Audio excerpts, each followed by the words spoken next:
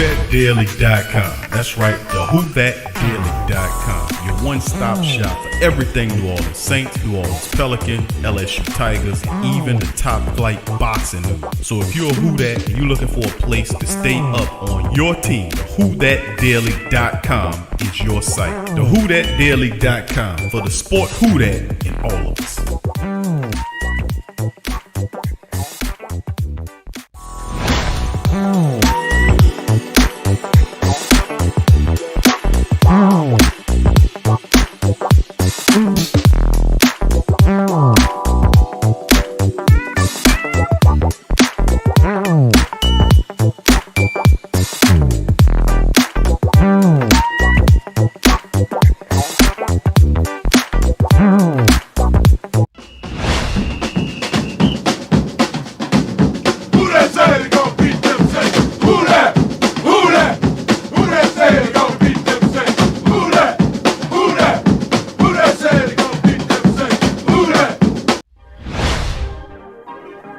Yeah. Well, all right. Like you always say, welcome, welcome, welcome. Number one sports talking D. We ain't like the Falcons, we won't blow the lead. Look, all we talk is who that, who got cut and who back. Rookies in the vets, players you should look at. It's the sports coma, you don't wanna miss it. Got the pre-game, party, post-game statistics. Get a visit from Sway, maybe DC or 5. It's the hottest thing smoking, Big Q and the guys. Go to YouTube Live, make sure you subscribe. Interviews inside the Saints locker room high. Talk to Drew, Jordan, Zach, Peyton, New Orleans, Who That Nation. Best believe when I say we bleed gold and black. Ain't a miracle or rivalry could ever hold us back. No, Beastquake, Bounty Gate, let the truth be told. It's the sports coma, all we know is say Super Bowl. Yeah. You're listening to the Sports Coma with Big Q and the guys on the PRO Media Network. Richard. Let's work. First day was good. You can see the how can I say, direction he's trying to go with the group, like installing us. Like this, I feel like the attitude and the demeanor and the how can I say it, like the drive, the want to coach us. You know, that's a lot of players should want to play and gravitate to that. So I think it was a good first day.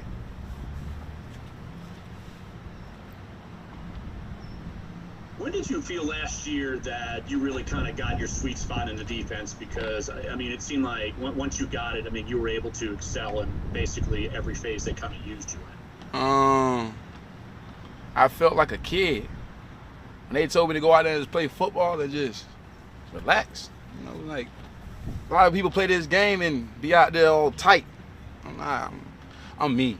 So when they say, relax, slow down, just understand what you're doing. That's when I found my groove. Now when I started making plays, when I understand what I was doing and within the defense. Big shout out to DA, big shout out to AG. You know, I'm glad AG, you know, he had the Detroit Lions, you know, but he was a part of the growing process that helped me. But it was the whole defense as a whole. When I found my niche, when I knew I could communicate, actually ask questions, and understand what my role was on how to improve the team. And I feel like when I knew I could change games by take the talking out of it. Like, let's watch the film. Like, when I understand what's going on, my teammates and we play 10 times better. So what was the biggest area you grew from year 1 to year 2? Understanding leverage, understanding where to be, understanding not just to be there, but understand why I'm there. Like, why am I in the curl flat, or why I'm in the half, or why I gotta fill this B gap? Because you got 10 other guys depending on you. And from year 1 to year 2, you understand it, but you don't fully grasp the meaning of it. So I think I grasped meaning, okay, doing my job can make it easier on somebody else next to me to do their job. And that's why I feel like I took a big step. So then now you have that, and you can take an even bigger step this year then. Because now it's about bringing your teammates with you. How can you bring the next guy so he can grasp that same meaning? Because I think about it, like, everybody don't play this game for long. So it's about plugging and play. It sounds, they say cliches, but in reality, You do plug and play because you got to figure out. You plug your mind into this game. You plug your feelings into this game. You plug your emotions. So you have to understand, okay, how do you take that jump from year 1 to year 2? Mental. Year 2 to year 3. Okay, mental, physical, how can I bring along?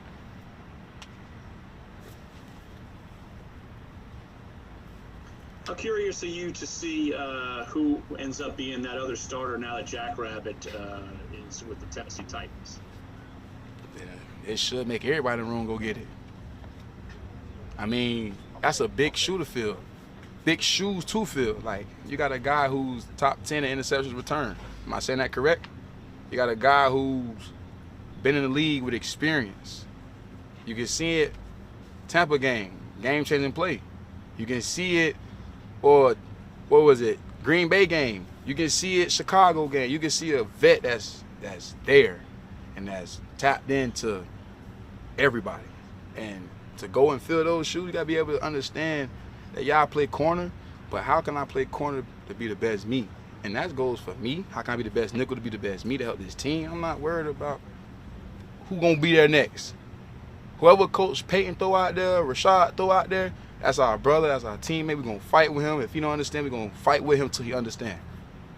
That's if it's me, P-Rob, Malcolm, doesn't matter who out there on the other side. Like, those shoes is big, but narrow everything down in a nutshell and just focus on the task at hand. Winning ball games. Do your job.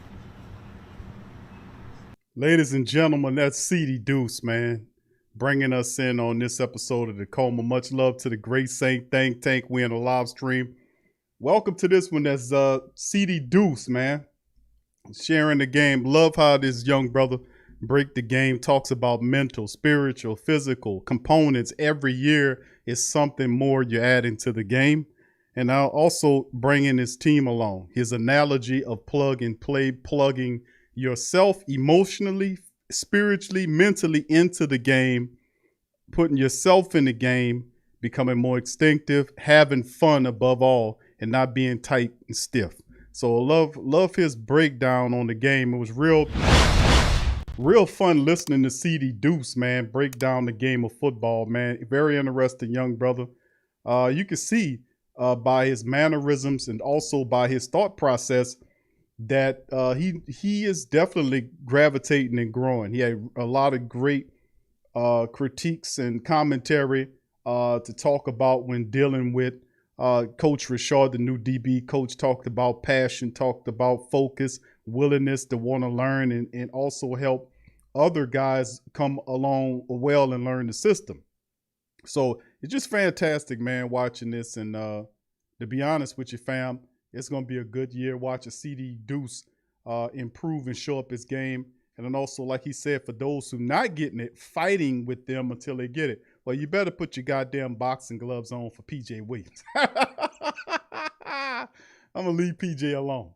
All right, fam. So much love to y'all. Thank y'all for joining me for this Monday edition of the Sports Coma. Much love to the Great Saint Think Tank. I salute you. Big ups to the Great Saint Think Tank and the Who Dat Nation fam. And like I've been saying for some time now, welcome, welcome, welcome. You're now rocking with the Sports Coma with Big Q and the guys, where we have intense, entertaining, educating, and enlightening sport talk from your favorite sports family. Much love to the Great Saint Think Tank. We in the building.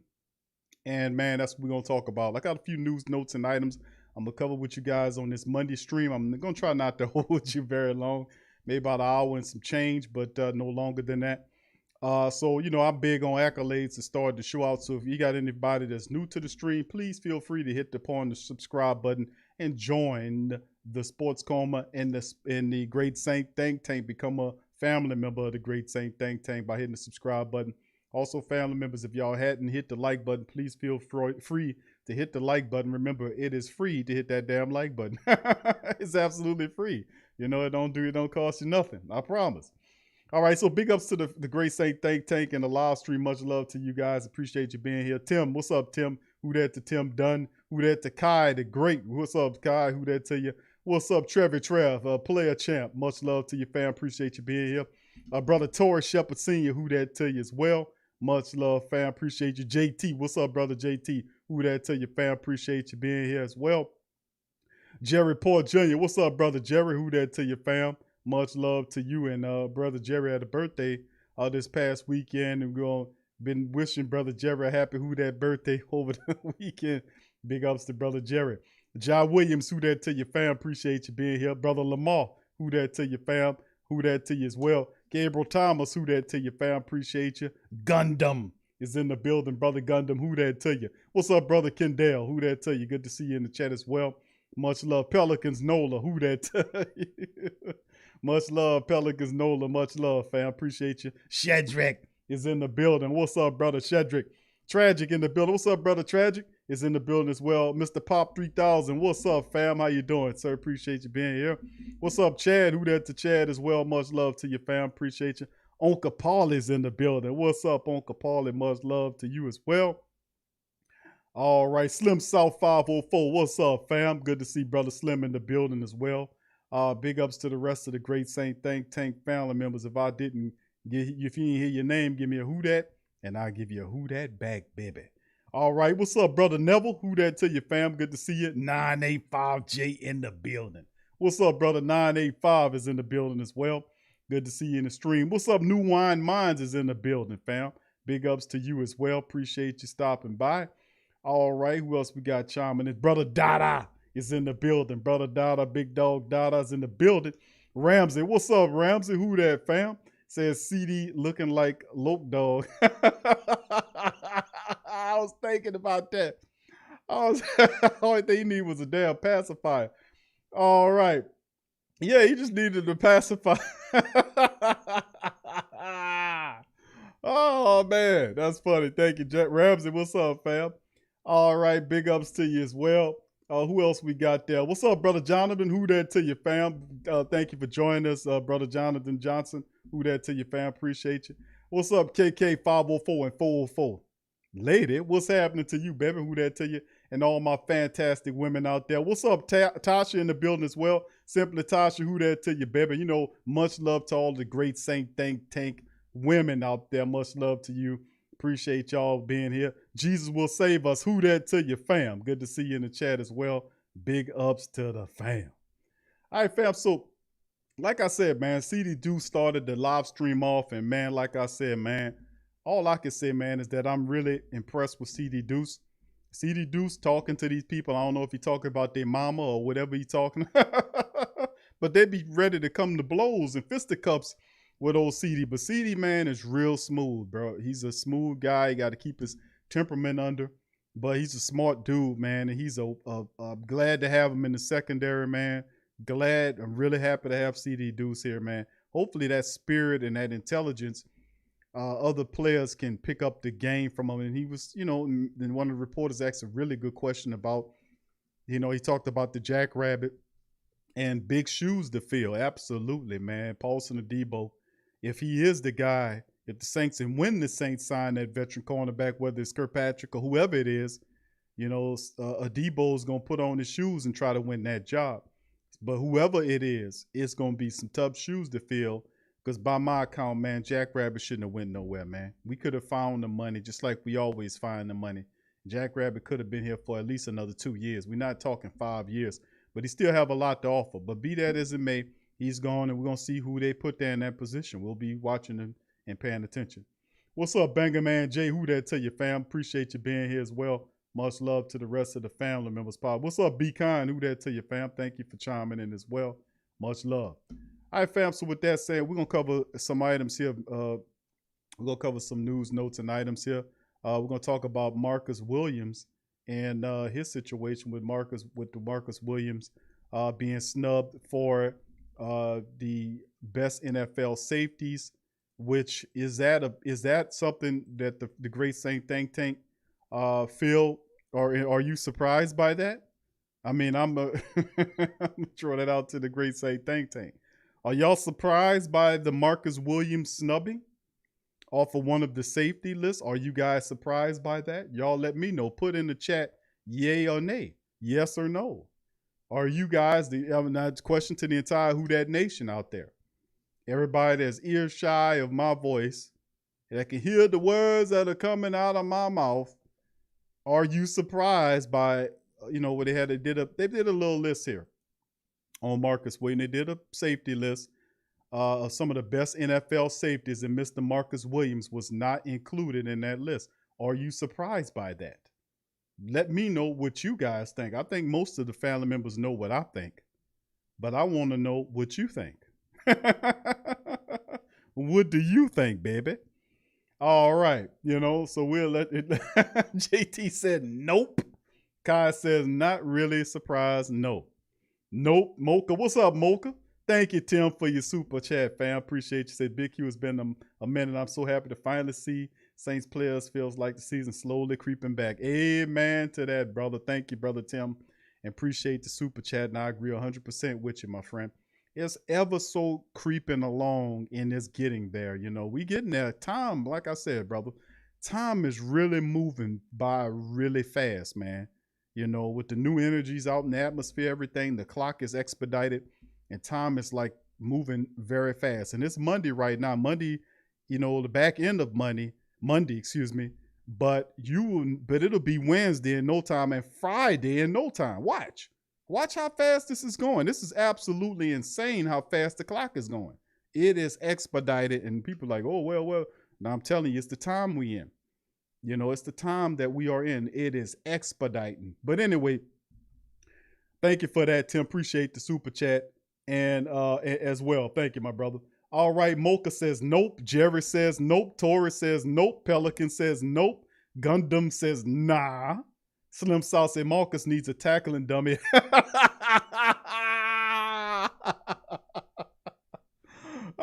So I would take that as a no. Oh, man. All right. Thank you, Tim. Adada says, he says, I'm not, everybody hates on the Saints. We truly get no love. Hell, they said we're washed up with Drew being gone. Yeah, you're right, Dada. You're right. Thank you for that, brother. Gundam says, Marcus Williams got to bring that. You know what? And like I said, I think Marcus, okay, JT says Marcus is number 20 ranked safety to me. Okay. All right. But you know what? That leaves room for improvement because if anything, if Brother Marcus pays attention to any of these lists, then he needs to also. And who watches Marcus Williams more than the Great Saint Think Tank and the entire Who Dat Nation? We know we done broke his game down to a T. Can't help but to notice it. The 4 years and the 67 starts that the man been here. But I said this past year that he should have been a Pro Bowler. He's started in 67 games in the same Saints system. And I really think he should have been a Pro Bowl last year. And he really didn't reach that. He got injured toward the back, in the season there. The previous year, he was injured. But Marcus Williams should be in the Pro Bowl this year coming up. He should be a Pro Bowl safety. He has all of the experience that you're going to need. And hopefully Coach Richard can get him up over the hump. Major problems with Marcus Williams in my mind after watching all of his, because pretty much every game that he's played in, we done sit here and watched it. I watched him at least 2 or 3, those games at least 2 or 3 times. When I watch a game, usually a Saints game, I'll watch maybe 2 or 3 times, at a minimum 2 times a week. Like if they have a game on Sunday, I end up watching it again maybe later on that night or the next night or so. So either at least sometimes 3 times to watch the game. If it was something that I missed or felt like, what's going on here? If I was confused about something, I'll watch it at least 3 times a week. The same game, like if it's week 1, I'll watch that week 1 matchup at least 2 times. If it was something I missed, at least 3 times. So anyway, but like I said, his main thing is this, especially from last year, people gonna say the whiffing, his tackling. He is not a very good tackler. He needs to improve his tackling. That's number 1. I think football IQ too. He needs to improve his football IQ because I was watching footage of him last year before the secondary actually synced, and he looked quite confused on many different plays. When he was single high, oh my goodness, he was easily moved back there. He was looking at the wrong stuff. He didn't look comfortable at all, and that's 4 years into it. In the same system. That's not supposed to be the case. Marcus Williams should have been knowing where he was at, flying around, making plays, doing some stuff. But in the end, I think Coach Richard does help Marcus Williams improve. I really do think so. I think that Coach Rashard will help him improve big time. So if he's reading any of that, he should take that as fuel to the fire to improve upon himself and take it to that next level. And also, it was when we did a TSC Q&A live. This was about a month or two ago. We do them every Tuesday. Tomorrow, matter of fact, is TSC Q&A live as well. If you want to join us on Tuesdays, feel free to go in the description section, patreon.com/the Pro Media Network. The link is in the description section. You can join it for at least $1 a month or something like that. For $12 a year, $1 a month, you can help the platform. But we got a bunch of lock content on Big Q on Patreon and the TSC Q&A Live. You can also join the TSC Q&A Live as a member and have access to all of that 50 plus shows of content, lock content. But in there, I remember I was playing, and the family members that's part of the Patreon and the YouTube family could kind of back me up on that. But remember, when I was playing interviews, when Marcus Williams was saying that football is just something that he do. It's not the end all be all. It's not all about football. That's just something he's do. He said that. I was like, whoa, hold on, what? That's usually not the response that you will want to hear from a football player. If you're playing football, then you figure, okay, listen, we're going to focus on being the best football player I can, and it's all about the game. Well, Williams wasn't saying that. He was like, this is just something I do. It's a stepping stone, pretty much is what he was saying. And I was like, whoa, I was taken back by that, because that would explain some of the inaccuracies in his game and stuff like that. But that's why I was like, whoa, we might have to find somebody else. But this was quite as of what, 2 or 3 months ago, 2 months ago, I won't say. Very interesting, but he needs to step his game up, because when he come with the paper, listen, more money means more problems. Who said that? Some big guy back in the 90s said that. Some big old guy with shades back in the day said that. But what it is more money comes with more expectations, higher expectations. Can you rise up to those expectations? You get that big fat contract, you're going to have people looking at you saying you need to do this. This is, the criticism ratchets it up to a degree, because it's expectations, statistics, and gameplay that comes with having money. And, and that needs to be the case, and that needs to be focused on. But I really do think that he is one of the players that I called out. And one day, one of these shows, I'm going to do a list of people that I think that will have an increase this season and will step up and step out for the Black and Gold organization. But Marcus Williams is one of those guys, not just because of him, but because of Coach Rashard, who I have a lot of high praise for. And I think he helps him to take that next step if he's dedicated to him. So we'll see. He being Marcus Williams to Rashard, because Rashard coming in, man, with their eyes looking, this legible, what we're going to be, And so it's heavy expectations there. All right, let me get through the rest of the who that's. Kevin, who that to your fam? Kevin McKnight, who that to you? What's up, brother Roderick? Who that to your fam? He said, think about the Pro Bowl. Okay, thank you, fam. All right, thank you and appreciate you. Ram says, Marcus Williams, hell to the no. Picking and flicking. What's up, fam? Who that to you as well? All right. Yes, right, Roderick. Tell him stay humble and hungry. Yeah, and improve upon your game focus as well. What's up, brother Donovan? Who that to you, fam? Good to see you. What's up, Elisa? Who that to you, baby? Who that? Says, are we going to sit here and act like he's not better than Eddie Jackson? The only safeties better than him are Fitzpatrick and Honey Badger. Barely. Wow. Alyssa has high praise for Mr. Marcus Williams. Yeah, and I know, and I there are quite a few people that hold Marcus Williams on a higher plateau than myself. I think he can be a Pro Bowler. I think he can really step up, but there are some things he needs to happen. Eddie Jackson gets interceptions. Let me tell you something. He gets interceptions, and I'm not saying Marcus doesn't, but the Honey Badger is a guy that flies all over the field. We talking about Justin Simmons. They got some hellified safeties in this game. But Marcus Williams, is he far off from those guys, perhaps? You know what? A few tweaks in this game, which there's some big-ass tweaks. Some big-ass tweaks. I don't know if you call some of that tweaks if they that damn big. Maybe some twacks or something. I mean, I don't know if I want to call them tweaks or twacks. But at the bottom, at the thing is, he have a few things that I ain't going to say wrinkles. He got some stuff he got to iron out in this game to take it to the next level. Tackling is a big part of it. He has to do that better. He takes these bad pursuit angles at time. And it's all about understanding, like CD Deuce said when we started the show. CD Deuce said the same thing. CD Deuce says, why do I need to be here? Understanding where I need to be, not just I have to be here, but why do I have to be here? And because I got other guys, I got 10 other guys count on me. That's the mentality I think that would help everybody if they understood not just why I'm here, but why I'm supposed to be on this area of the field or in this section of the play at that time. So I think that'll help. But I think Marcus Williams does improve his game dramatically this year. I've been saying it. I've said, listen, Marcus Williams is going to take his game up another level thanks to Coach Richard. All he has to do is pay attention, listen to him, and do what he tells him to do. And I'm telling you, he should be in the Pro Bowl next year. And I want him to, because the reality is Marcus Williams steps up his game and gets to that Pro Bowl level where he belongs. Man, let me tell you something. That whole Saints secondary and defense looks a lot different when Marcus Williams is flying around striking and making plays and doing the type of stuff that we know he can do consistently on a weekly basis for the black and gold secondary and defense. So yeah, I'm really big on Marcus this year to get that Pro Bowl, man. He got to step it up.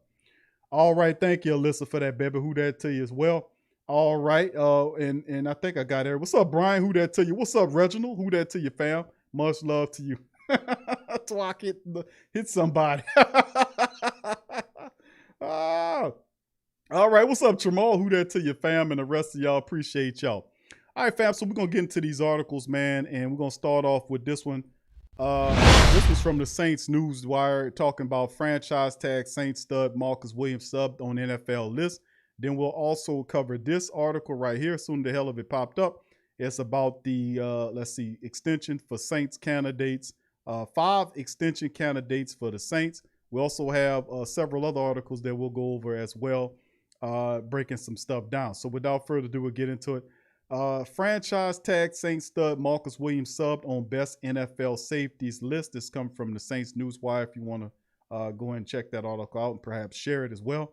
Knowing the Saints value Marcus Williams, that message was sent loud and clear when they issued the franchise tag to the 24-year-old safety just months after his strongest season in NFL, or at least his best performance since his dynamic 2017 rookie out of Utah. But when Touchdown Wire ranked the 11 top safeties plus 8 honorable mentions, Williams was nowhere to be found. A charitable reading of that suggests Williams is at best ranks 20 among his, he says, beers. We know that's peers. It's a heck, I think he was thirsty when he wrote this article. That's what the hell that was.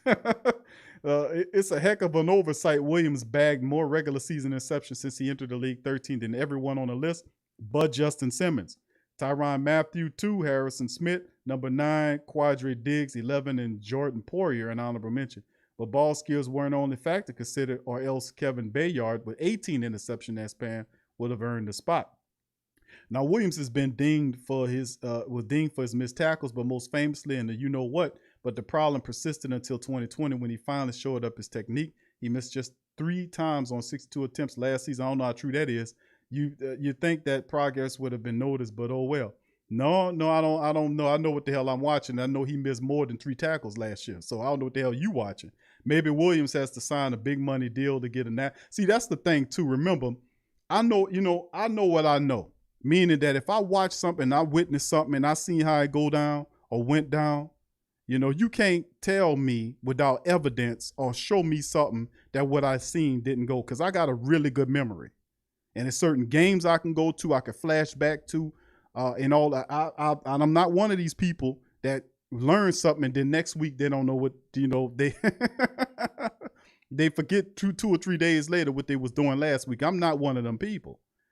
I got a pretty damn good memory, and I work at that to make sure I have a good memory, because I do a lot of studying, whether it's sports or whatever else I'm looking at. I like to retain that stuff so I can recall it when I need to. I also take herbal aids that also help improve my memory as well. But, that's the thing about understanding and remembering what happened, so that if people come with the gaslight to say, well, this happened and that happened, you can say, get your ass up out of here with that. I know what I seen and I know what I know. Now, if you got evidence to the contrary, then I shall listen, sir. But outside of that, I know what the hell I seen. Maybe Williams has to sign a big money deal to get on the national analyst radar. He's in line for a payday either in the next few weeks before a July 15th deadline to work out an extension, or next spring should the Saints not use the franchise tag again. He's young enough to sign a $61 million deal like Simmons and get paid again, but before he turns 30. Whether he's getting the offseason accolades or not, the Saints clearly value Williams, and he's going to get his due probably at the bank. And I do agree with that aspect of it because no doubt about it, Marcus Williams is going to get paid by the Black and Gold organization. Coach Richard is a good coach to have for him because he's passionate, he's fiery, and any good coach can look at Marcus Williams' game tape and understand what he's looking at and what he's missing on. It's a few things. He doesn't have to be perfect. You know what I'm saying? You give him credit. He does get interceptions. But when you're a last line of defense safety, which is what Marcus is, you have to be, you got to be as steady as possible. And I think Coach Richard helps Marcus Williams take it up to that big level. I really think he does. And that's why I've said like a part of the game is because, maybe Aaron Glenn took him so far. And like I said, I think Richard's a better coach than Aaron Glenn. No disrespect to Aaron Glenn, but that's just me. I just think Richard's a better coach to communicate the game to him. And plus, they needed a change. 4 years of Aaron Glenn in the secondary, you started to see certain defensive backs teeter off a bit. Not everybody, but certain players you can see they teetered off a bit. We do every now and again is good. Change is good, man. Most change anyway. Not all change is good, but I think Coach Richard would be a positive change for the Saints secondary to say the least. So hopefully Marcus Williams does step in here and take his game to the next level because I'm really, really, really hoping that he does because a lot is riding on Marcus Williams' game. All right, going to the next article here. We got 5 extension candidates for the New Orleans Saints. New Orleans should consider locking up these players going forward. This is coming from Mr. Anthony Mocklin of the Canal Street Chronicles. He did a very good job on this one, and he says 5 extension candidates for the Black and Gold. Let's go over it. NFL and the NFL Players Association agreed to increase the league salary cap ceiling to $208.2 million in 2020, according to NFL's Network's Tom Pelissero, due to the C-19 stuff. The cap dropped to $182.5 million for the 21 season, over $15 million lower than the 2020 $198.2 million number. Teams will have much more money at their disposal to sign free agents and extend current players. This includes the previous cap-strapped Saints, who created $111 million in space this offseason with the new money they have available. Here are 5 players the Saints should look to extend. How about that?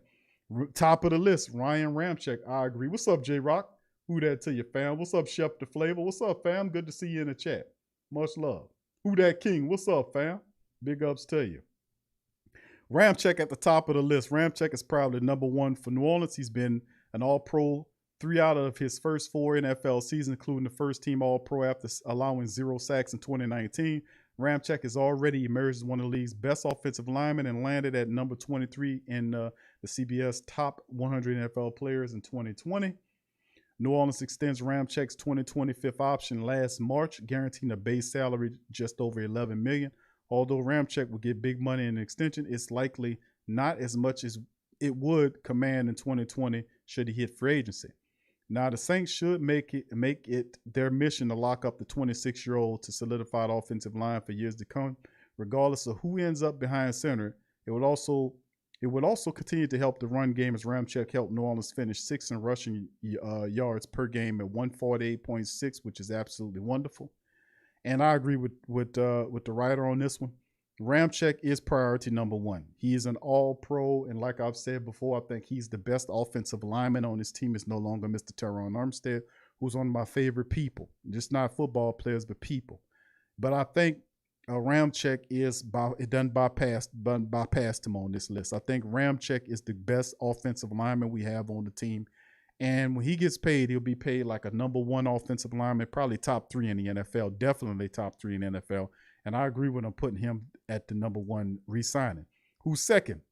Laddie Daddy. Marshawn Lattimore. The Saints are at their exercise.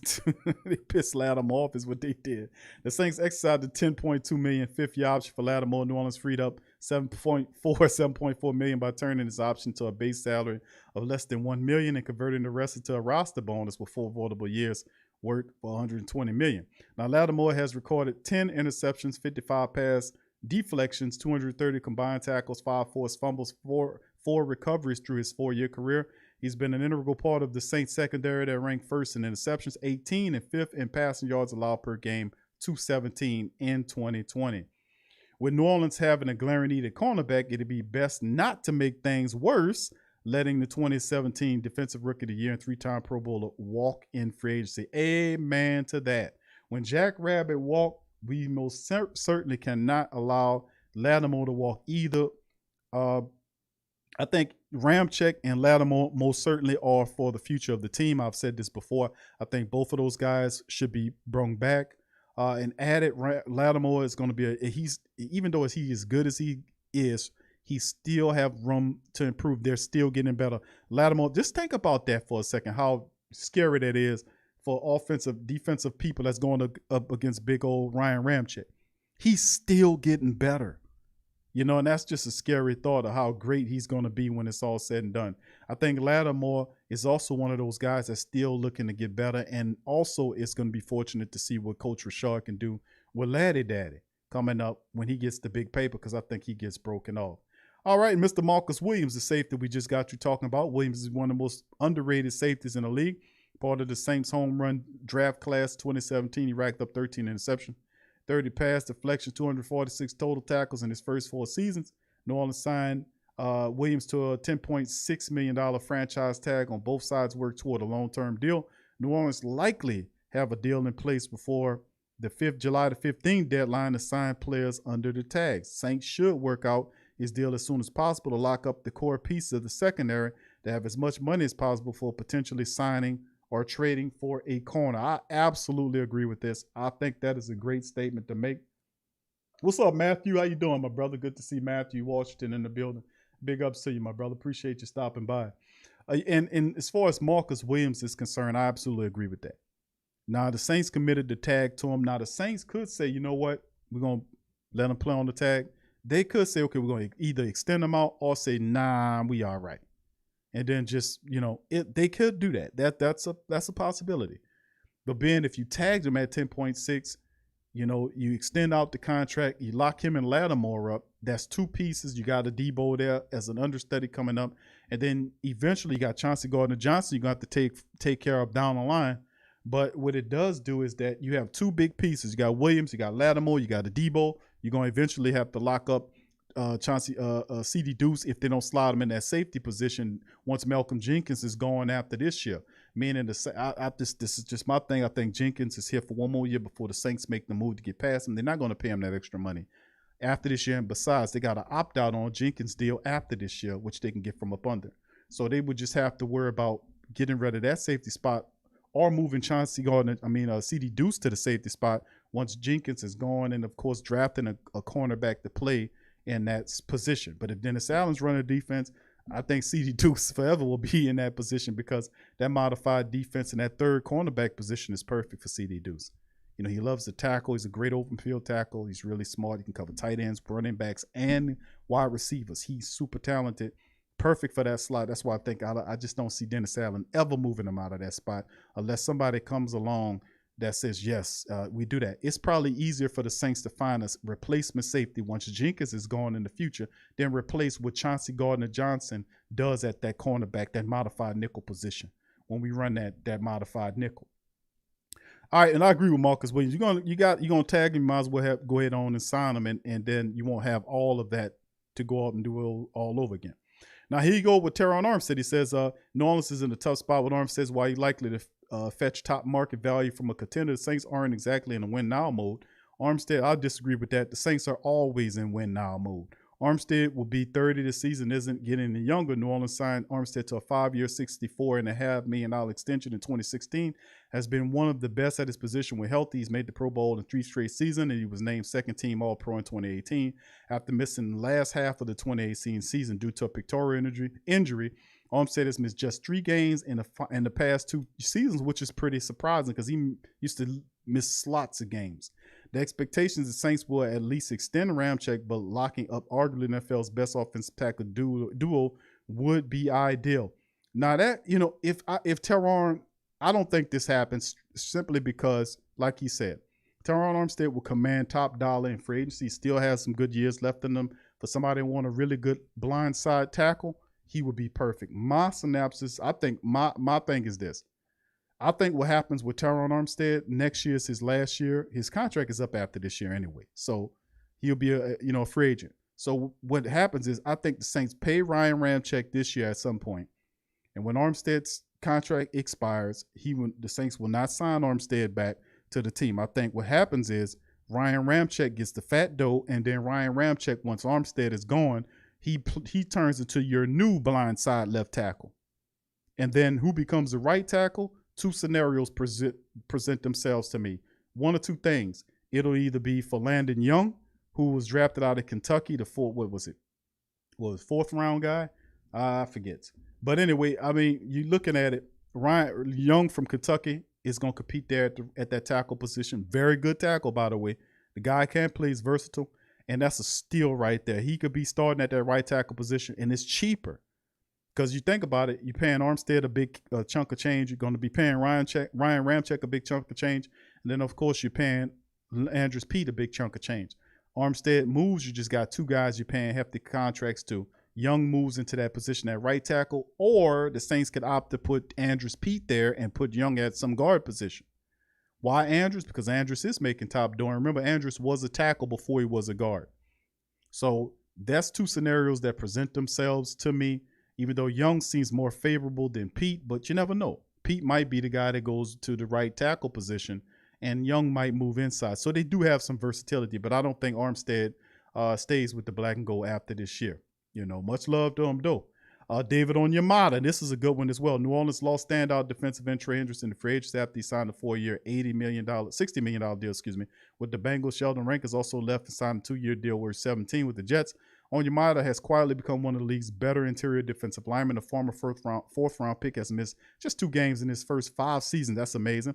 Onyemata has recorded 167 total tackles, 21 of them for loss, 16 sacks, and 42 QB hits. With a depleted defensive line, locking up Onyemata is essential. He's been a key part of the Saints unit that is supposed to lead best 85.8 rushing yards per game allowed from 2018 to 2019. The Saints signed him to a 3-year, $27 million extension last offseason, but locking him up on a long-term deal would help paint a better picture of the defensive unit for the future and give the young defensive tackle a much-deserved raise. I am certainly for this. Even though we just extended them out. What's up, Damien? Who that to you, fam? I think this is a terrific idea with David Onyemata. If you have that extra money, adding some more years on David Onyemata, he is still getting better. This is another one of these guys, Ryan Ramczyk, Marshawn Lattimore, Marcus Williams, David Onyemata. These are young players that are still getting better. They have not topped out. We still haven't seen the very best versions of these young players. So, yes, David Onyemata could be somebody that the Saints lock, and you have those players at the different levels of the unit. Onyemata is the best kept secret. I don't see, I don't know why nobody really knows, but he's encroaching on star status.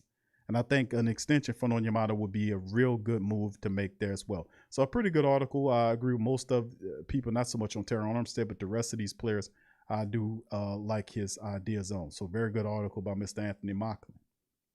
All right, let's go on to the next one. And this is Saints. This is from Who Dat Dish and Mr. Darrell Nail. New Orleans Saints 3 veteran cornerback options to consider. How about that? We all talk cornerback play, so let's see what Mr. Nail talking about. If the New Orleans Saints fans were wondering if the team might indeed be interested in making a late offseason addition at the cornerback position, that question was answered last week when veteran free agent Dre Kirkpatrick visited New Orleans. Coach Payton's team features what amounts to a glaring hole in their projected lineup opposite of Marshawn Lattimore, an option to replace departed 2020 starter Jack Rabbit Jenkins from among the current roster are made up of mostly entirely of unproven young or fringe roster players. Even if, as many hope, incoming rookie Paulson Adebo were to prove capable of holding down a starting spot in his first NFL season, it would do little to aid the seamlessly porous lack of depth at the position. Absolutely well said.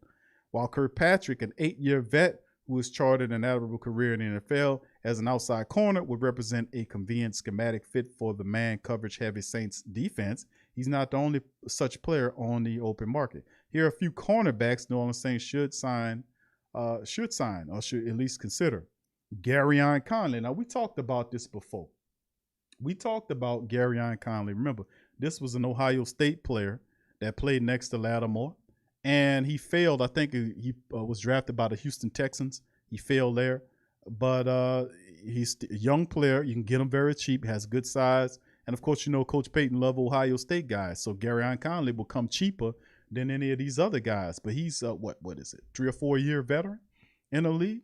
Let's go over his bio. In a story that writes itself, Lattimore's former counterpart at Ohio State lingers on the open market. At the same time, the Saints are openly courting veteran starters. If the intent in Conley's camp is to wait things out and angle for a market-driven contract, then the former Buckeye teammates are not likely to be reunited.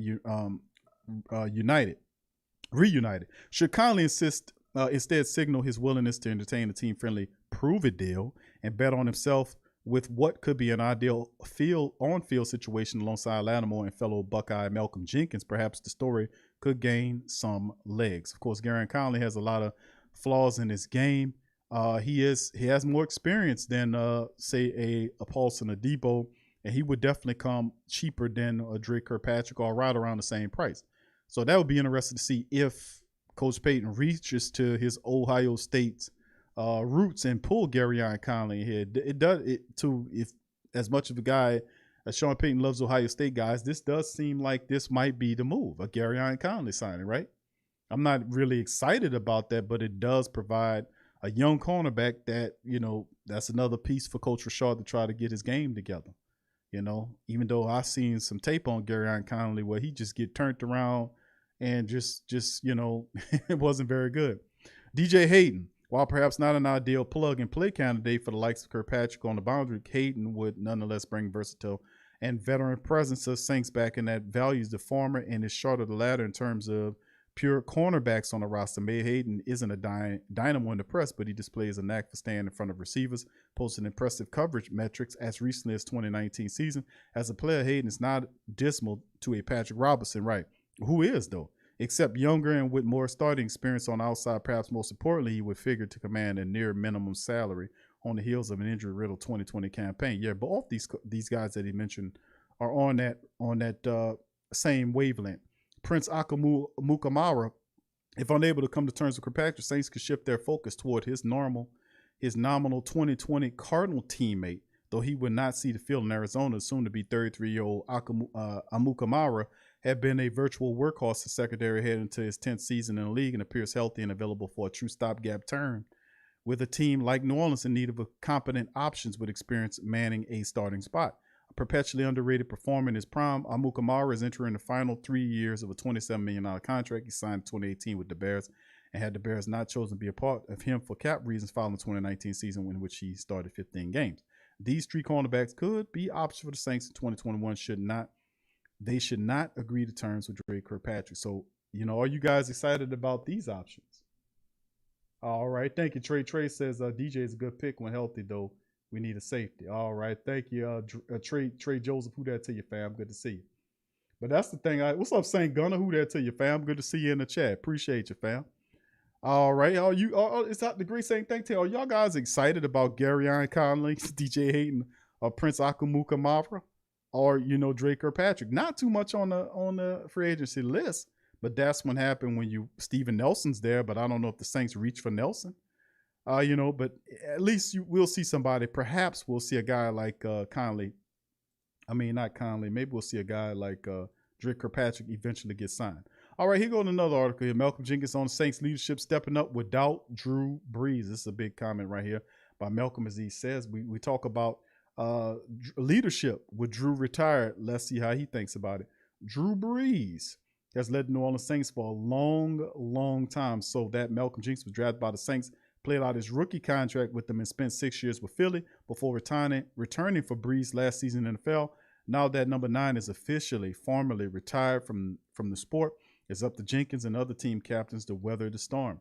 Jenkins spoke about the changes during a recent appearance on Rich Eisen's show, or how Saints veteran leaders are ensuring there aren't many big changes. While the team has organized work in the classrooms and weight room at the Saints practice facility, players like Jenkins have taken the initiative to hold workouts independently and, more importantly, make sure no one gets hurt.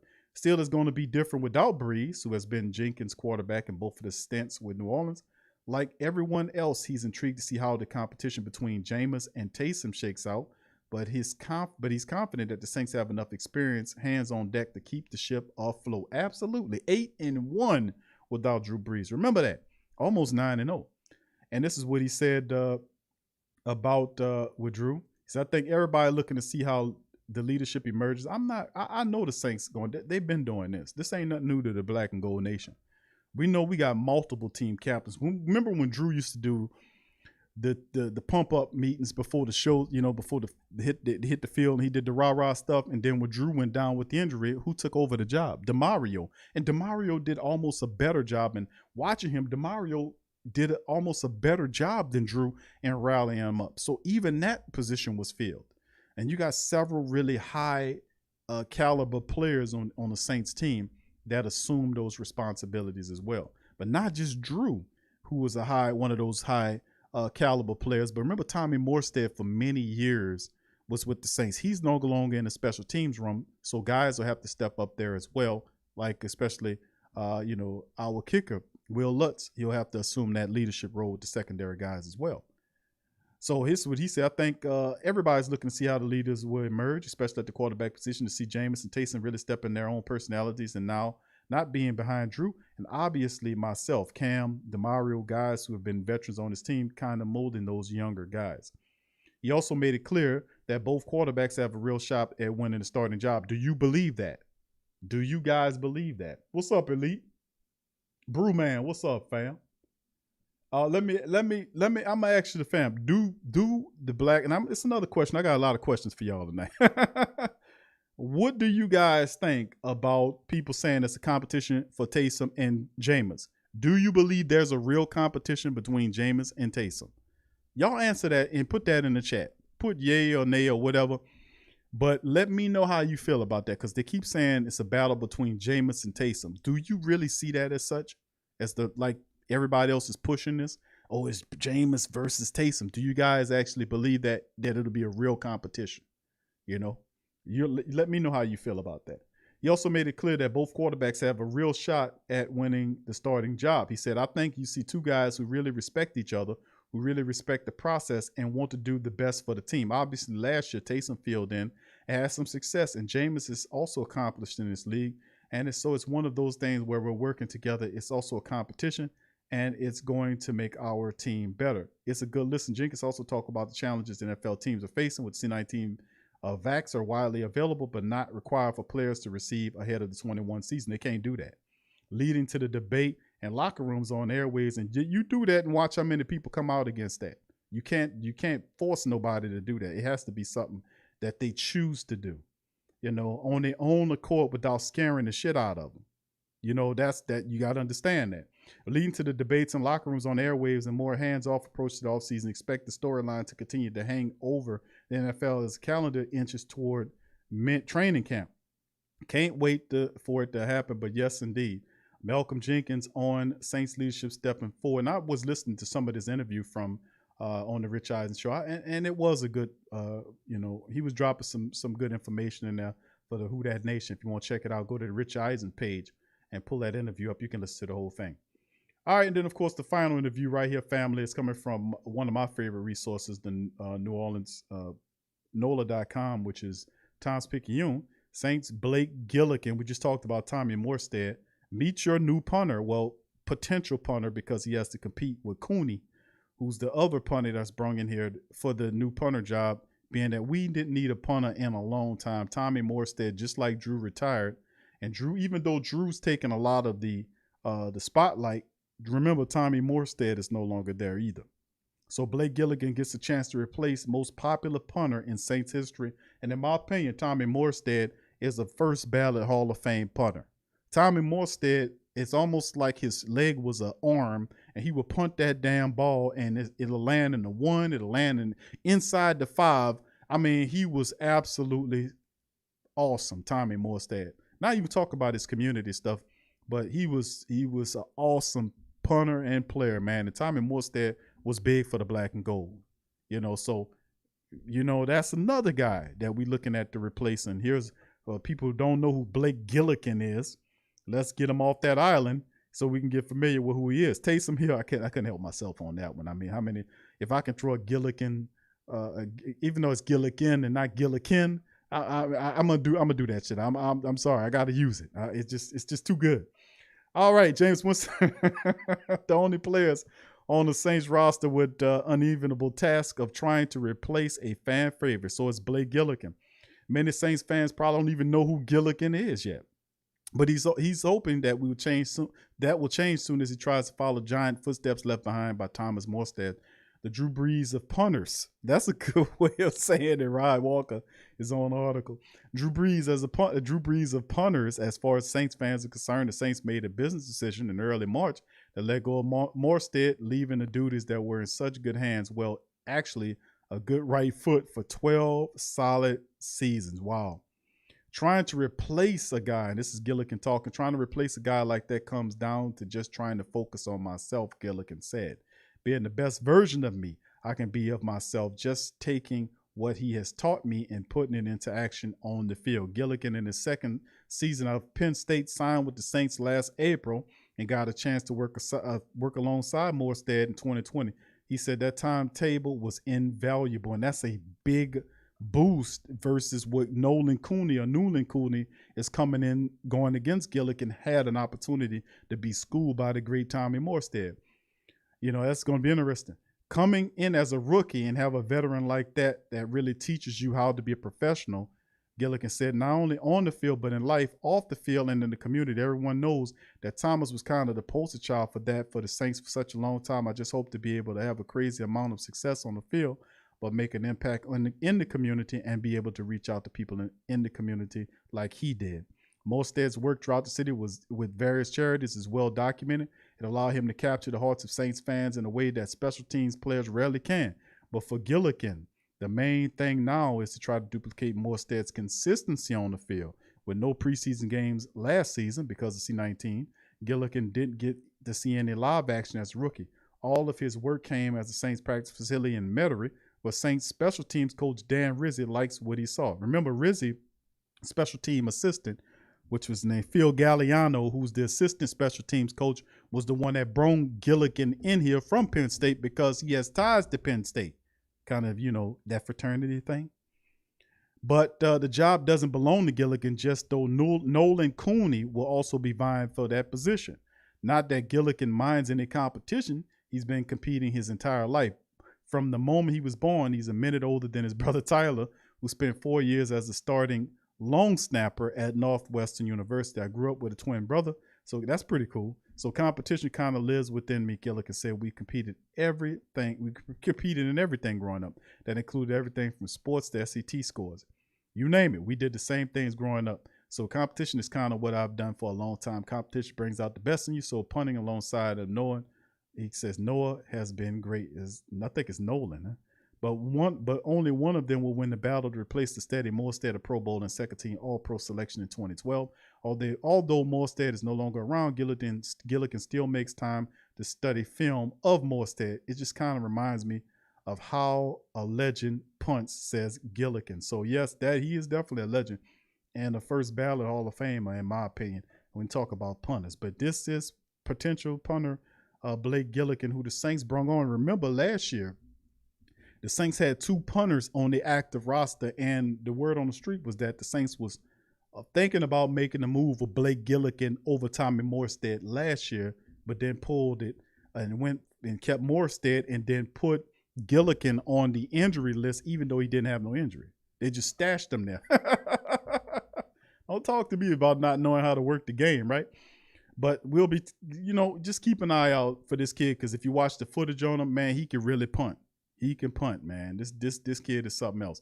Anyway, we're going to go over we're going to recap our articles we covered in this episode. Franchise tag Saints stud Marcus Williams snubbed on the NFL safety list was the name of the show we covered. 5 extension candidates for the black and gold. 3 veteran cornerbacks to consider for the black and gold. Malcolm Jenkins on Saints leadership stepping up without Drew Brees, which was well said. And of course, your new punter or potential new punter, Mr. Blake Gilligan, gets a chance to replace most popular punter in Saints history, Mr. Tommy Morstead. So this is very interesting and intriguing as well. All right, so big ups to the fam. What's up, brother Patrice? Who that to you, fam? Appreciate you being here, and much love to you. What's up, Muse? Who that to Muse as well? Much love to the great Saint Think Tank. I appreciate y'all being in this thing, baby. Baby, how you doing? What's up, Derek? Derek Branch in the building. What's up, brother D? Good to see you in the chat, sir. Appreciate you being in the building as well, my friend. Much love to you and Yearn. Hope you are doing well out there as well. All right, big ups to the rest of the great Saint Think Tank in this thing, man. And listen, like I said, man, we got a lot of stuff to talk about in terms of going into the season. A lot of heavy expectations, even though Drew's not there anymore, Tommy Morstead and other players that helped us achieve a great degree of success on and off the field. But the bar has not been lowered. The Saints are still in the win now mode, and forever has been in the win now mode. And we simply shift and transition, baby. You know, it's not a rebuild or adding on. No, we shift and we transition, baby.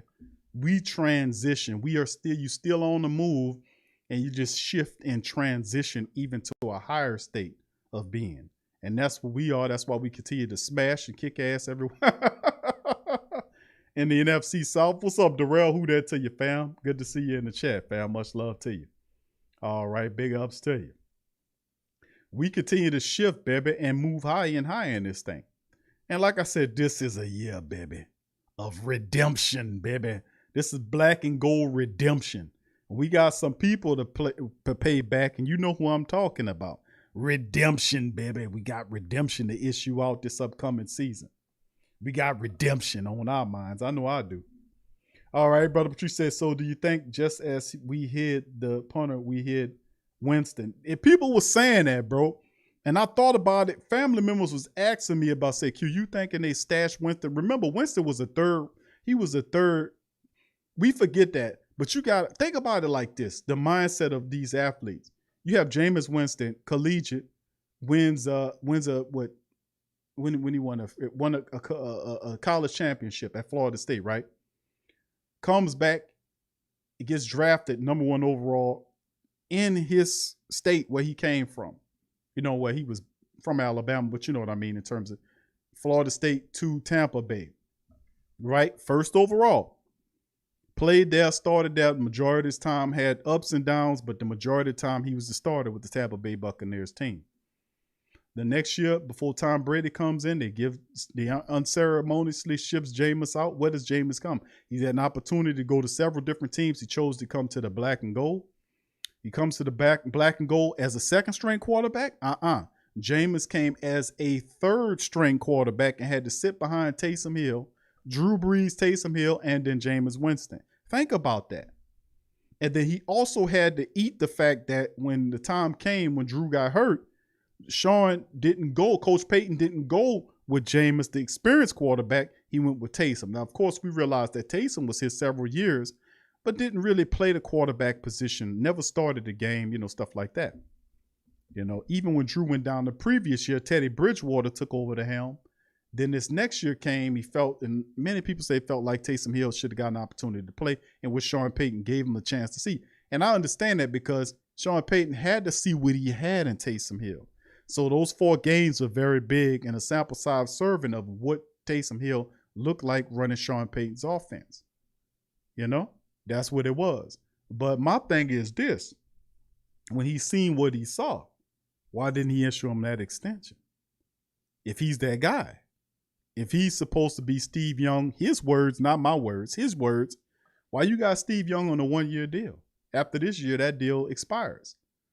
But coming into the season, unofficially, Jameis is pegged as the number 1 guy there. And you think about it, all that experience that he has, 27 years of age against Taysom, who just started last year, 4 games.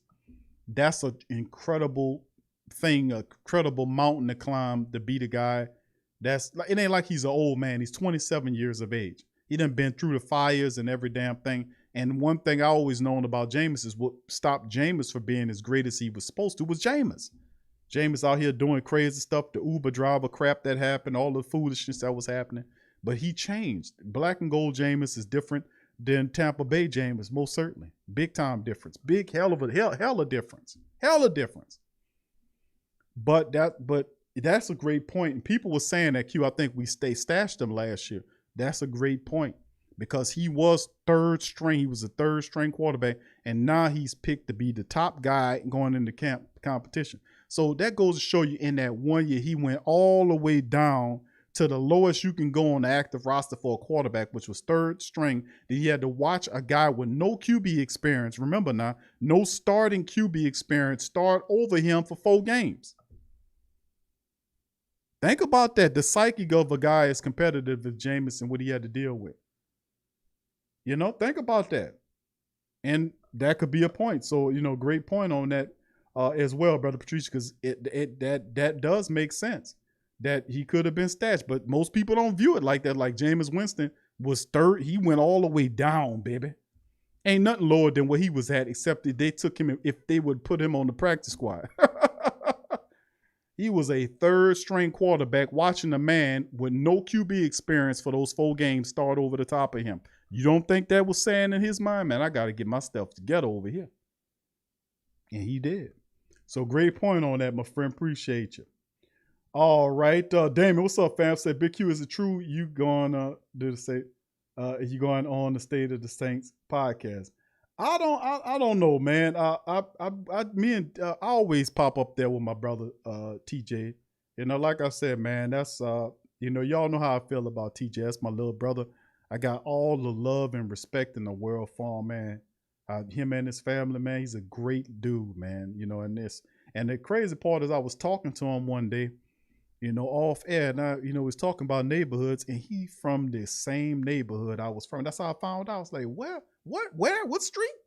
Man, you like several blocks from where I'm in. And it was like, yeah, that's why but it don't matter what neighborhood you was from, even if he was from the East Coast of, he was from Canada. We would have hit it off because he's a good dude, man. And good people, no matter where you come from, if you're a good person and you got a good spirit and a good soul, we gonna be cool. We gonna be cool, baby. That's just how it is. That's how I look at it. We cool, baby. Baby, we gonna be cool, baby.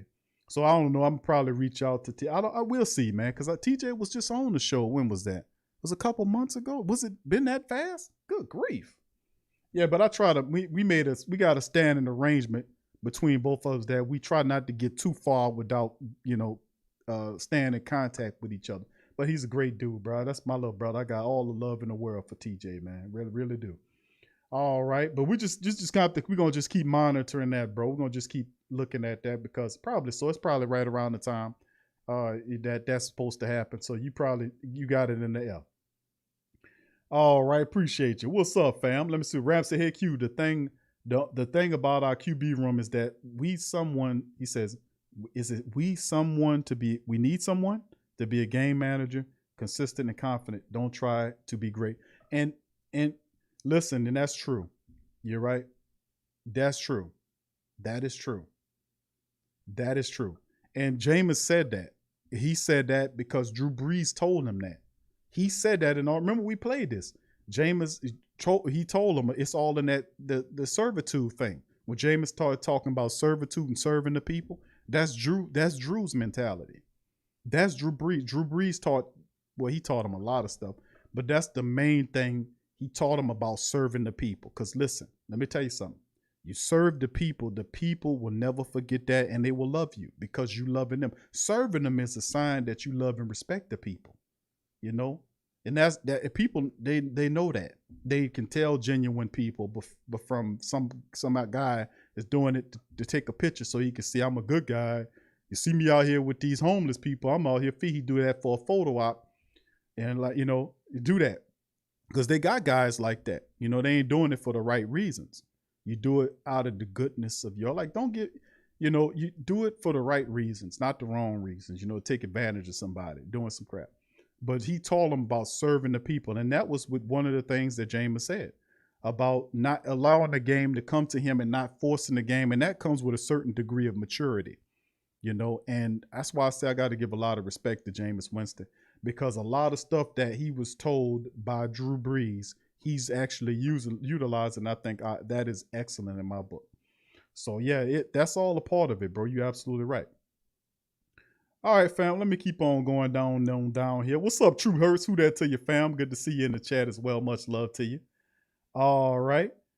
Big ups to you. All right. What's up, Elite? All right. Oh, right. Reginald says Winston's job to lose. I agree with you, Reginald. I mean, everybody know he at the top of the food chain right now as far as the quarterback's concerned. And people was hell nah.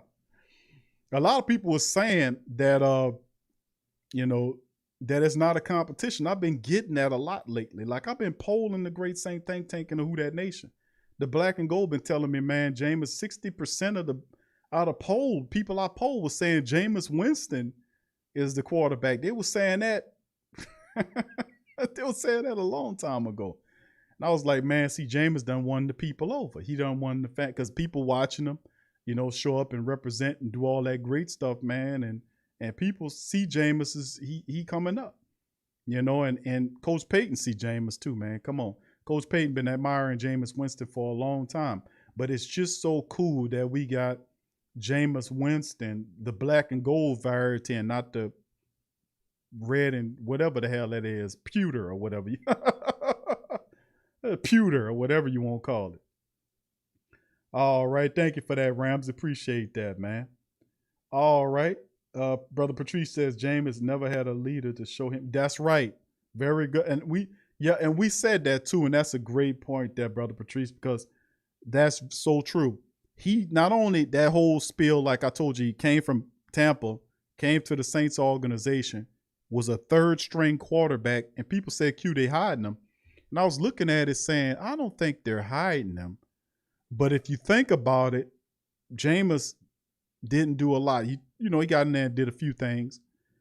But he was a third string quarterback on there. And then all of a sudden this year, he's the number one quarterback, which would validate what people were saying about Jameis actually being a guy that they hit him. You go from third to one. What happened to the guy that was sitting ahead of you? You see what I'm saying? So it's interesting, fam, just to see what we're talking about here. But we'll see how it all shakes, man. We'll see how it all shakes as well as we keep moving this thing. Let me see here. Hold on here, fam. Hold on. We having some issues with our internet here. For whatever reason, we had a little drop there. Hope y'all can still hear me. But anyway, we're going to keep moving this thing, and I'm going to just pretend like y'all are. All right. I'd like to thank the family members for chiming in on this sucker here, man. Who gave a super chat? Hold on, fam. Things is kind of a little kooky. Let me see who gave a super chat. Give me just a second. I'll give a shout out. All right, Brother Patrice. Thank you for your super chat, Brother Patrice. Appreciate that. Says on the defensive side, our backfield is being the point of emphasis, but the linebackers are my concern. And I hear you on that. I think probably you would feel better if the Saints, I guess it would say if the Saints had a Quan Alexander or a KJ Wright.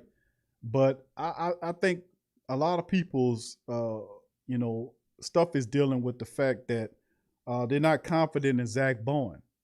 They don't know what Zach Bowen is going to do.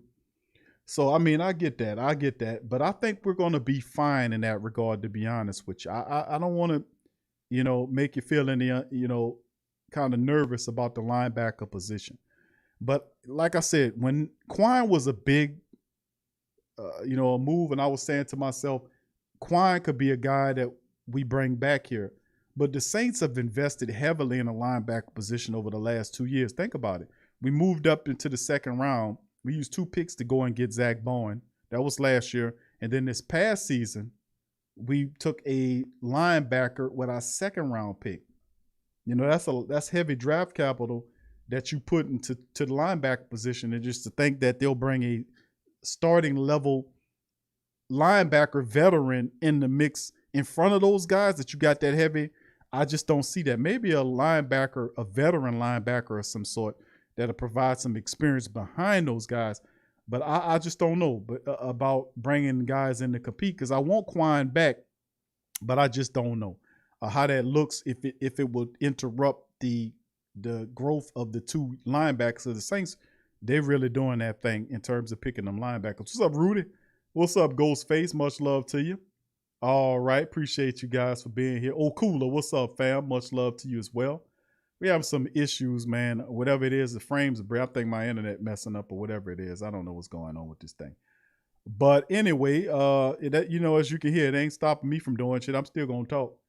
But anyway, much love to the family. What's up, Elite? Who that to your fam? Good to see you. What's up, Kevin? Kevin Conley in the building. Much love. What's up, Ghostface? Ghostface Griller in the building. Much love to your fam. Appreciate you being on the live stream as well. Appreciate you. So, let me see here. Let me see if I can get some more. Kevin says, hold on here. Let me see if I can pull up Kevin's comment there. Hold on here. All right, hold on here. Let's see. Whatever it is. St. Gunnar says Sean wins the Super Bowl. Winston then trolls Bruce Arians saying that's how that's how it's done. I don't need a Hall of Fame QB to win. I make them. There you go. That's what I'm talking about. That's what I'm talking about, baby. That's what I'm talking about. That's how you do it. We make winners over here. That's what I'm talking about. All right, so we're gonna chop out on that, fam. I appreciate the family members for joining me on the show tonight. I'm sorry about the back end. We had a little issue, whatever this happening here. But I like to thank all the hold on. Damon says, Q, do you think we'll be the second DT on the side of Onyema? Who will be the second? Okay, the defensive tackle. Y'all let me know if y'all can still hear the words that's coming out of my mouth. Y'all let me know. Put one in the chat, fam, if y'all can still hear me, even though the frames are skipping a bit. I don't know. It just frame rate just dropped automatically. I don't know what the hell going on with that thing. But anyway, if y'all can still hear me, put one in the chat, fam. Drop one in the chat. I'm going to answer Damon's question. And I think my call on it, I think it'll be Tanu Passanio. That's what I'm thinking that it's going to be. My logic is telling me it's Passanio will be the guy they put next to him. That's my thinking. And my instincts is telling me Passanio. We'll see if we right or not. We'll see if we right on that. But I think it's Passanio is the guy that wins that second job next to Onyemata. And of course you got guys like Shai Tuttle that's supposed to be competing there, and Ryan Glasgow. But I think Passanio might be that dude. He played it in the Kansas City. And I think he'll play it a lot in New Orleans. He could play the defensive tackle position. Onyemata will be the brute that draws the double team. But Passanio's huge. He's a humongous. He's humongous. He's a big player. So I say it would be Passanio. Thanks for that question, Damien. What's up, Clint? Who that to your fam? All right. Big ups to your fam. He says, how do the Saints get some money? They got to open up them extensions, my friend. Thank you for that question, Kevin. They got to extend out a few guys. Extend out Ramczyk. Give Lattimore a real contract extension. Well, they already did that thing, but giving them a real contract extension helps. And also, they got to do something with Marcus Williams, and they'll free up some money right then and there. A lot of money, about, north of $15 million real quick if they get those extensions done like they're supposed to. All right. Thank you for that, Kevin. Much love to you as well. I'm going to take one more before I skedaddle. All right, Brother Patrice says, but Q, we have whiffed on the linebackers. Please name one linebacker that we have drafted that has panned out. I know, bro. It has been a while since we had a linebacker that we drafted that stepped up and stepped out. You're absolutely right. I mean, it's been a while since we drafted one. So, but I got you on that, and and that's working against the young linebackers. But at the same time, this is my thought process on it. I like, what's up, Dr. Key? Who that? All right, good. Okay, y'all can still hear me. Okay, yeah, we still having whatever little goofy problems I am having up in here with this thing. All right, good. Thank you, fam. But yeah, that's all I'm saying is that with a guy like when you talk about Zach Bourne or Werner, the thing about Bourne is I know Bourne. What's up, Pat? Who that to you, Pat? I know Bourne has the athleticism. He has the size, the athleticism, and the intelligence to play the position. What's up, Will? Will Dickerson, who that to you, fam? What's up, King Logic? I see you, fam. Appreciate you. What's up, Kimberly, baby? Who that to you? All right. So, I mean, I know Bourne has all of those things I just mentioned, but the reps is the thing that he needs to catch up. And then also I have a lot of faith in Demario Davis to get him online. So we just need Bourne to be healthy to play and get it. Like I said, he has the speed, he has the athleticism, he has the size, he has the intelligence. He's a very intelligent player. It's just him getting on code with Demario Davis and letting Demario teach him or tell him what to do. And like, it's not like I'm saying that he can cover the tight ends, even though he didn't do that a lot. But the Saints, and listen, Demario, and I also have a lot of faith and love for the linebackers coaches. We have the best assistants in the business, fam. We have the best assistants in the business. So I know we haven't done well with that drafting thing, but I do have faith in Demario. I do have faith in our assistants that we can get Bourne up the speed enough where we'll have an impact at that position. So like I said, I see you a little nervous about that position. And I ain't gonna lie to you, KJ Wright or Quine Alexander coming back would definitely ease my concerns a bit. But it's hard for me to see them bringing a starting level linebacker here, and you put all that draft capital into 2 linebackers in back-to-back seasons. It's not like they took a guy in the 5th or 6th round like they did with Caden Ellis several seasons ago. You see, they took those guys 1/3 and 1/2. So they looking at one of the 2, if not both of them, eventually taking over the linebacker position once Demario retires or when his contract is up in 3 years. So, I mean, we'll see how it all goes, fam. But that draft, when they pick Werner with that 2nd round pick, that changed a lot of stuff. Do you then go get Quine and put Quine over him, or do you just let these young guys learn, eventually get it? That's the dilemma that we facing with, you know what I'm saying? We'll see how it all looks on the back end, bro. But yeah, I wouldn't be mind at Quine coming back here. I just think that's the dilemma that the staff have to deal with, you know what I mean? But thanks for the question. I feel your concerns on that too, fam. All right, Ramsey. What's up, Ramsey? Says we need to put Cam Jordan to the defense. And let Cam, I got you, fam. All right, thank you, Elite. Appreciate the love, fam. Appreciate you. Right, there you go, Elite. There you go. All right, thank you, Kevin. No problem, fam. Appreciate you. All right, fam, so with that being said, I'm going to dirk out on that. Listen, I appreciate y'all for sticking around. I don't know what the hell going on with this goofy stuff, but I appreciate you guys for hanging in there. Please feel free to hit the like button. Please feel free to share the show. I will be back Tuesday on Patreon for the family members, Patreon family members, and YouTube members.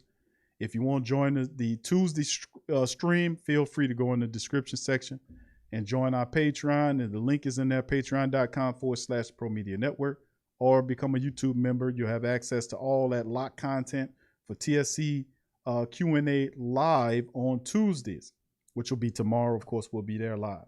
So with that being said, and a bit of a programming note, yep, Tough Tiger Talk Tuesday, baby. That's right, Damien. Tough Tiger Talk Tuesday will be tomorrow at 9 o'clock. Tough Talk. We had a really good show last week talking about the Tigers. We're going to have some more topics to talk about the Tough Tiger Talk Tuesdays.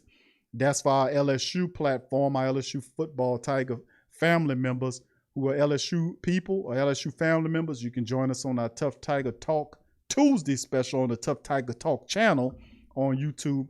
And also the Ring Kings Boxing is tonight as well. So Ring Kings Boxing is tonight. And a new episode of On Cue with Big Q for our Patreon family, which is our news show, will be available tonight as well. So with that being said, I'm going to dirk out on that. I appreciate y'all for stopping by in the live stream. Much love to the family members. Y'all be safe, and I'll see some of you guys tomorrow on Patreon. The rest of the family members, I'll see y'all on Wednesday show. So much love to y'all. Keep your heads up. Stay positive. Stay safe. Who that to you? And I'm out. Yeah. Well, all right. Like you always say, welcome, welcome, welcome. #1 sports talking D. We ain't like the Falcons. We won't blow the lead. Look, all we talk is who that, who got cut and who back. Rookies in the vets, players you should look at. It's the sports coma, you don't wanna miss it. Got the Pre-game, party, post-game statistics. Get a visit from Sway, maybe DC or 5. It's the hottest thing smoking, Big Q and the guys. Go to YouTube Live, make sure you subscribe. Interviews inside the Saints locker room high. Talk to Drew, Jordan, Zach, Peyton, New Orleans, who that nation? Best believe when I say we bleed gold and black. Ain't a miracle or robbery could ever hold us back. No, Beastquake, Bounty Gate, let the truth be told. It's the sports coma, all we know is say Super Bowl. Yeah.